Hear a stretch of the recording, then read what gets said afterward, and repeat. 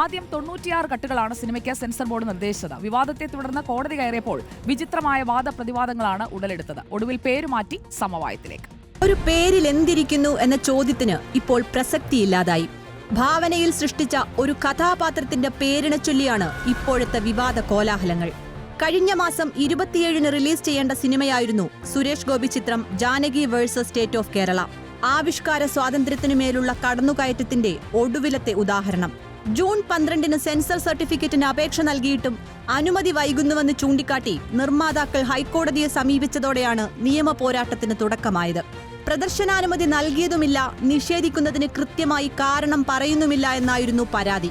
ചിത്രത്തിന്റെ പേരും കഥാപാത്രത്തിന്റെ പേരും ജാനകി എന്നതായതാണ് സർട്ടിഫിക്കറ്റ് വൈകാൻ കാരണമെന്നായിരുന്നു അനൌദ്യോഗിക വിവരം. റിവൈസിംഗ് കമ്മിറ്റി ചിത്രം കണ്ട് വിലയിരുത്തുമെന്ന് സെൻസർ ബോർഡ് ഹൈക്കോടതിയെ അറിയിച്ചു.